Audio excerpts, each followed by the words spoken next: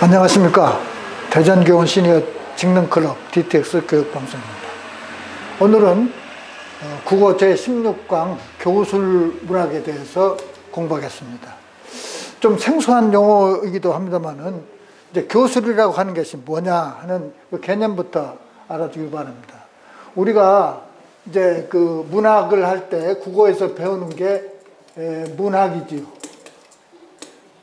문학. 문학은 언어로 표현된 모든 것을 문학이라고 합니다. 미술은 선이나 색채라든가 이런 걸 하는데, 여기 이제 문학의 5대 장르에는 시, 소설, 희곡, 이게 있고, 또 이제 수필이 있고, 평론이 있죠. 그래서 국어에서 배우는 게 문학에서 5가지입니다. 이 중에 시, 소설, 희곡은 이게 이제 픽션이죠. 허구지요, 허구. 허구.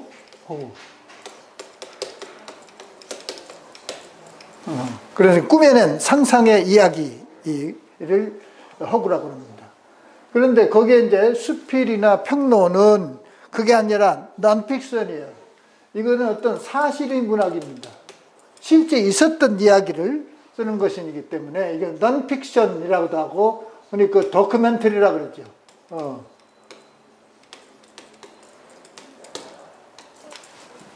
현장에서 실제 있었던 일들을 사실적으로 표현한 것이 이제 수필이나 평론 같은 것인데, 이 교술문학이 바로 이쪽에 해당이 되는 겁니다. 논픽션입니다.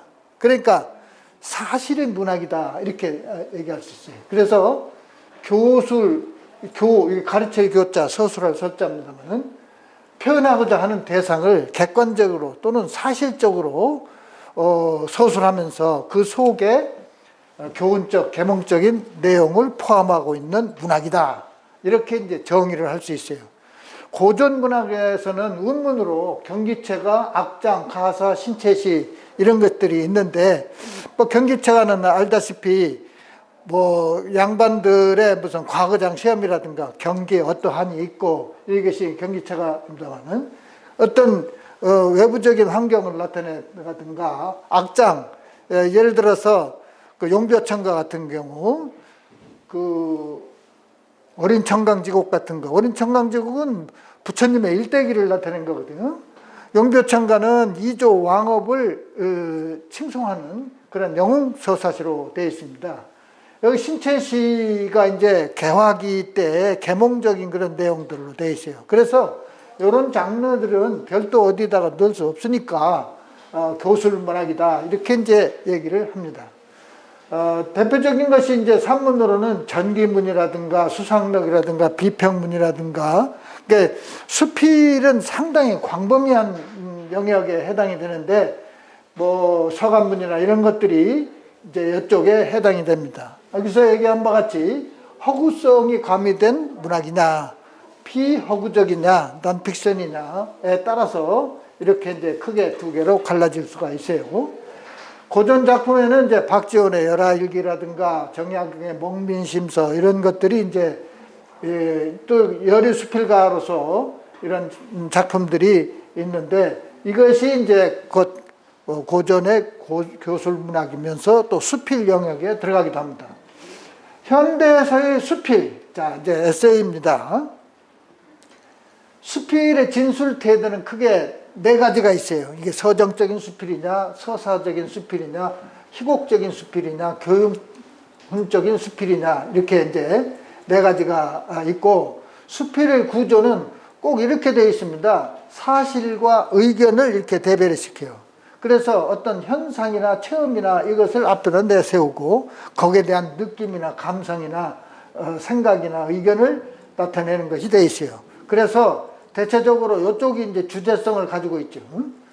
수필의 내용은 이제 인생을 관조한다거나, 그래서 깨달음의 문학이다, 또는 그 고백적인 문학이다, 철학적이다, 사색적이다, 이런 내용으로 되어 있어서 이제 수필의 그 내용상의 특성이 이런 적으로 되어 있습니다.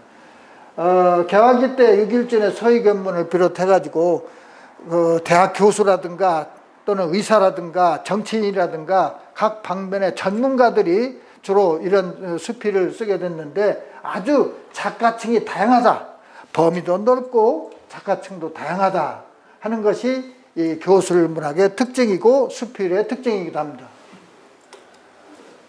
자, 이제 그 작품을 한번 볼 것 같으면은 이제 지금 여기서부터 나온 것들이 이제 뭐 희곡적인 수필도 있고 뭐 그 여러 형태의 뭐 서간적인 것도 있고 기행적인 것도 있고 비평적인 것도 있고 그렇습니다만은 이 작품은 이제 여류 작품인데 규중 처리적 규중은 이제 안방 마님이죠. 안방 부인들이 치루 7개의 바느질 도구를 의인화해서 이네들이 서로 부인이 잠자는 틈에 서로 자기 공치사를 하고 남을 비방하고 이런 내용으로 되어 있어요. 어떻게 보면은 인간의 부조리한 면을 풍자하는 그런 쪽으로도 볼 수 있겠는데 이 대화체로 되어 있습니다. 전반부, 후반부 이렇게 되어 있는데 이 치루 중에 이제 인화낭자, 인화는 이제 인두를 얘기하는 거예요. 인두. 봤나 모르겠는데 이렇게 이제 끼다랗게 돼서 손바닥처럼 이렇게 되어 있는 거지. 그래서 이제 그 인화 부인이 이르되 그대네는 다투지 말라. 나도 잠깐 공을 말하리라. 네, 공을. 민읍이 새눕이 눌로하여 젓가락같이 고우며 한솔 한솔 나 곧 아니면 어찌 풀로 붙인 듯이 곱게 되리요. 침제, 바늘이 재주가 용속, 좀 모자라서 들락날락 바르지 못한 것도 내 손바닥을 한번 싹 씻으면 잘못한 흔적이 감춰요. 세요, 세요는 바늘입니다. 바늘을 의뢰해서 공이 날로 하여금 광채가 나느니라. 이제 이렇게 이런 식으로 각각 한마디씩 전반부, 후반부 이렇게 이제 한마디씩 하는 거로 됐어요. 그래서 이런 글에 대한 설명으로 적절하지 않은 것 대부분이 이런 문제가 아주 상투적으로 나옵니다. 그냥 이런 글의 형태가 어떤 글이냐 하는 것을 이해시키는 거죠. 일상적 신변적 소재를 택하고 있다.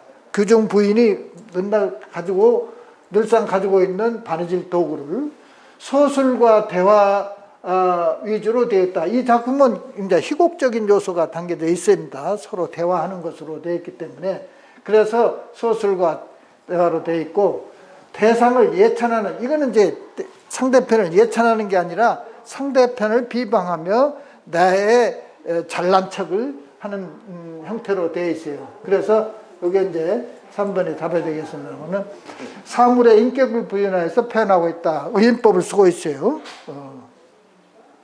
이 글에 나타난 인화 부인의 말하기 방식은 상대편을 비방하면서 나의 공을 나타내는 거죠. 그런 식으로 되어 있습니다.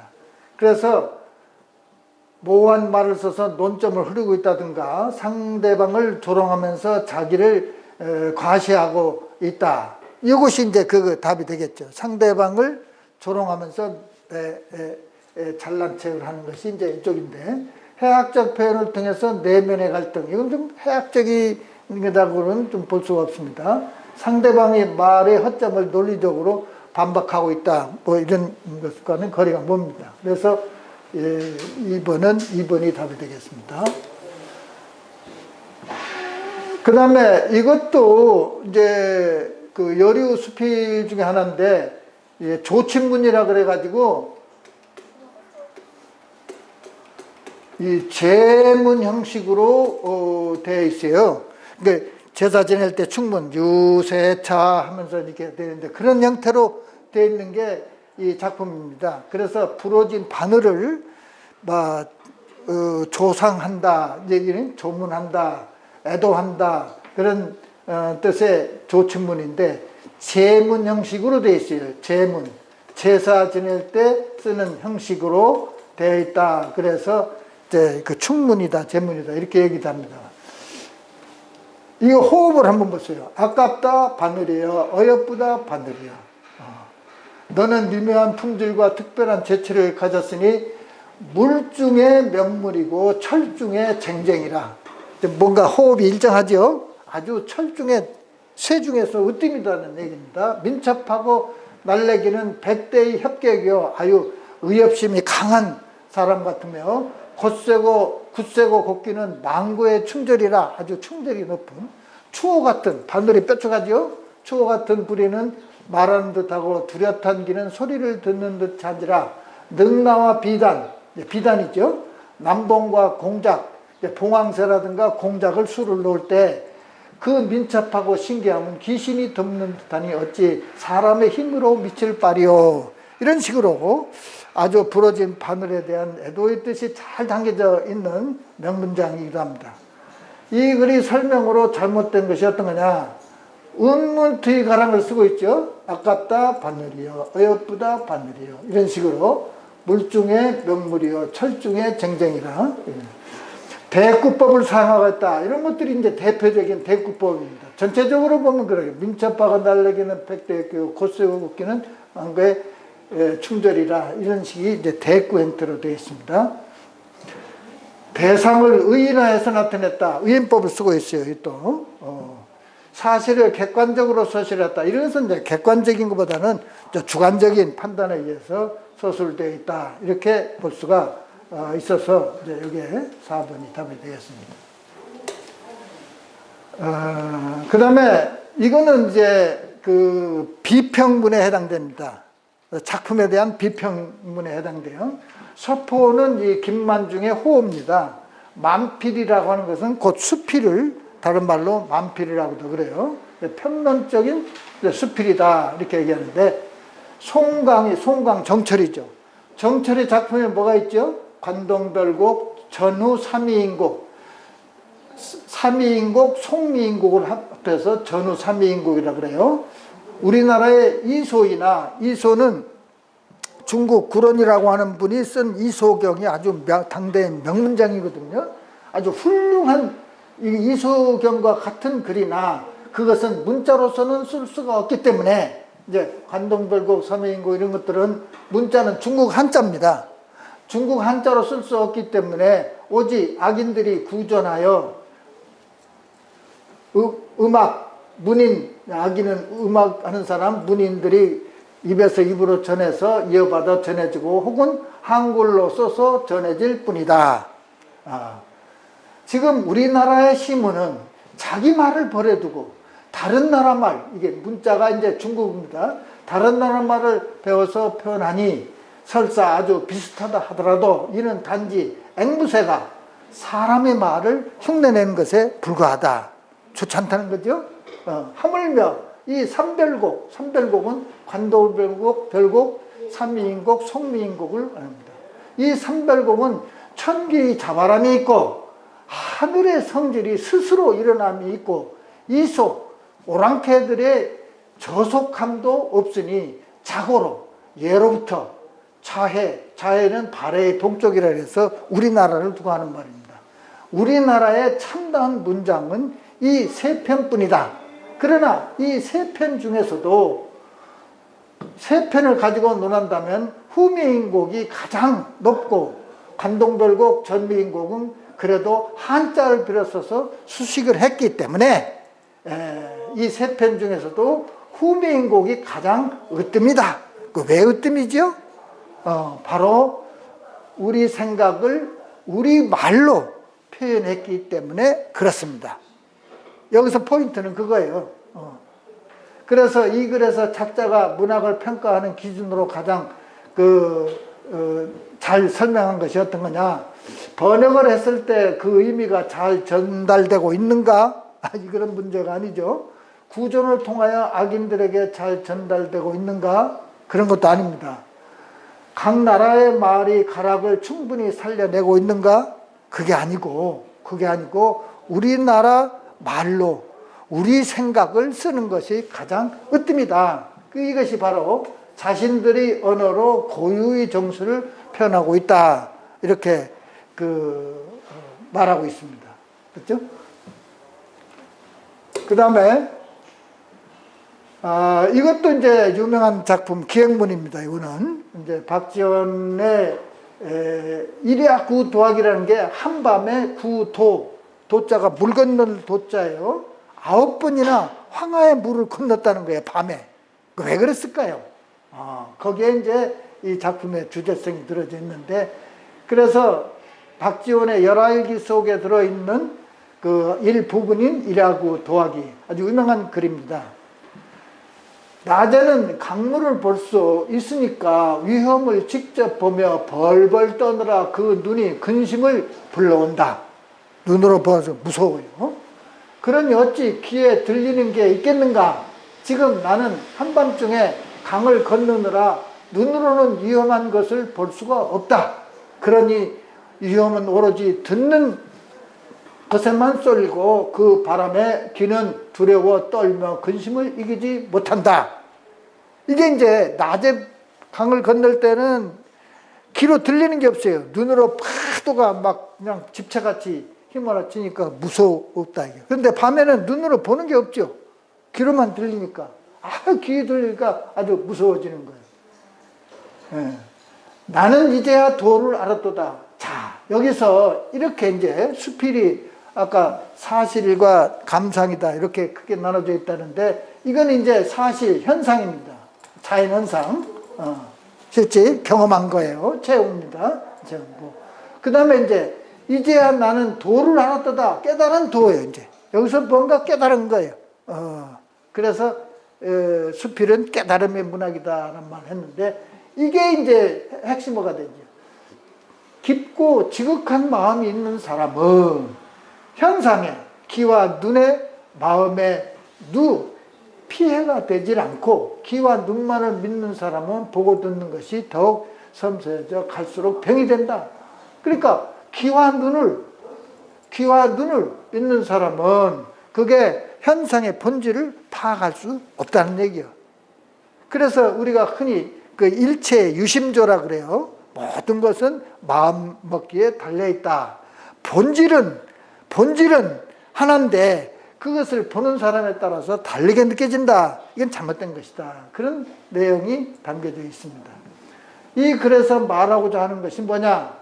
외모를 통해 바른 길을 찾을 수 있다? 아니죠. 몸가짐이 재빠른 사람이 되어야 한다? 이것도 아닙니다. 사물을 섬세하게 들여다 보아야 된다. 이것도 이제 여기에서는 거리가 멉니다. 귀와 눈만으로 판단하는 것을 경계해야 된다.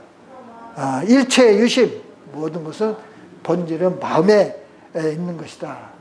이 글쓴이, 그래서 여기서 말하고자 하는 것은 이제 현상에 현혹돼서는 안 된다. 그런 뜻입니다. 글쓴이가 지향하는 삶의 대상으로 적절한 것이 어떤 거냐? 자신의 총명함을 믿는 사람이냐, 눈과 귀만을 믿는 사람이냐, 깊고 그윽한 마음이 있는 사람이냐. 자, 여기에 이제 요게 그 가장 핵심적인 주제성이 되겠습니다. 깊고, 그러니까. 그래서 생사를 두려워하는 사람, 거리가 멀다. 이렇게 되겠습니다.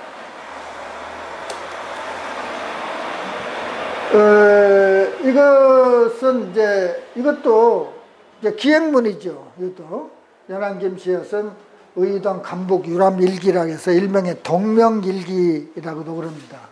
아주 이것은 아주 표현이 상당히 좀 잘 돼 있죠. 힘차게 돼 있고, 그 붉은 우후로 홀홀 움직여 도는데 처음 났던 붉은 기운이 해되어 차차 커가며 큰 쟁반만 하여 울긋불긋 번득번득 뛰놀며 적색이 붉은 기운이 온 바다에 끼치며 먼저 붉은 기운이 차차 사라지며 가스며 해 흔들며 뛰놀기 더욱 자록하며 항 같고 독 같은, 요 항독 같은 것은 햇물입니다. 해 주변에 있는 빛깔이에요.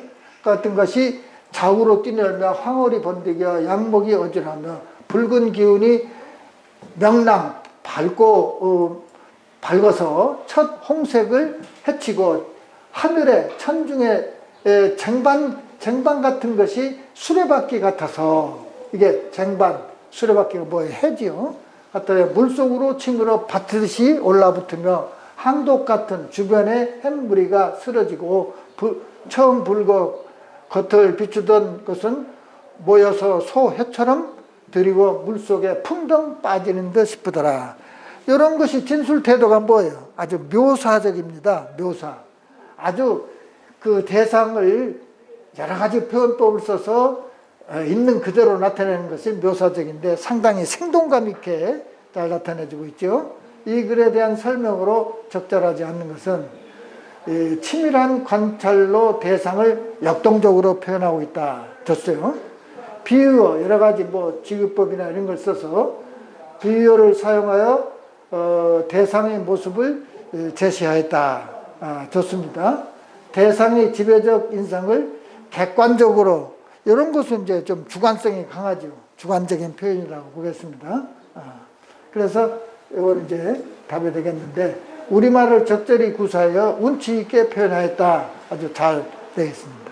그래서 3번이 답이 되겠고 여기에 8번 대상에 대한 주된 표현 수사법은 지금 이게 이제 앞에 보면은 해오리밤, 쟁반, 수레바퀴 이렇게 해서 그 해의 모습을 점층적으로 점점 이제 커가고 있어요. 그래서 여기서 수사법은 이제 점층법을 쓰고 있다. 이렇게 이제 보겠습니다. 그 다음에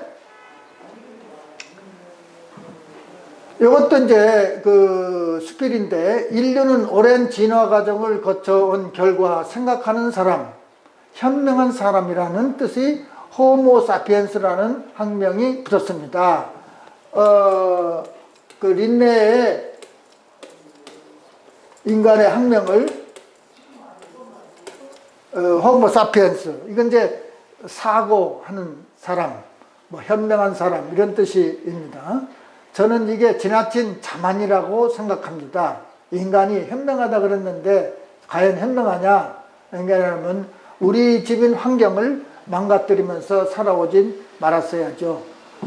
돌이키기 힘들 정도로 환경을 훼손해 놓고 현명하다고 자화자찬하는 것이 지금 우리의 모습입니다. 물론 인간은 똑똑합니다. 굉장히 머리가 좋죠. 그런데 이대로 가면 제가 넘어가는 헛똑똑이가 되고 말 것입니다. 자, 이런 글들에서 독서 전략으로 적절하지 않은 것이 어떤 거냐. 앞에서 그랬죠. 사실과 의견을 구분한다. 또 인물의 성격을 파악한다는 것은 희곡이나 소설에서는 이제 인물의 성격을 파악하는 게 중요한 겁니다. 근데 여기서는 인물의 성격을 파악하는 것이 중요하지 않고 주장과 근거가 옳은지 판단한다. 예. 또 정보자료가 신빙성이 있는지 따져본다. 이런 것들이 수필, 중수필, 설명문, 교술문학의 전략이다. 이렇게 볼 수 있겠습니다. 기억, 제가 넘어가는 헛똑똑이다 그랬는데 이와 관계 있는 속담이 어떤 거냐. 소 잃고 외양간 곤지다. 이미 잘못된 거 뒤에 가서 뭐 고쳐봐야 어떻게 되겠느냐. 서당께 3년 열심히 것을 하면은 뭐 못 이룰 게 없겠다. 이제 그런 속담이 되겠고, 대로 주고 말로 받기, 조금 주고 후하게 받는다는 뜻이고, 제 무덤을 제가 파기, 이게 이제 바로 그런 얘기예요. 제발 도끼 찍기, 도끼로 제발 찍기죠. 도끼 찍기. 그래서 그 4번이 답이 되겠습니다. 이상으로 16강을 마치겠습니다. 감사합니다.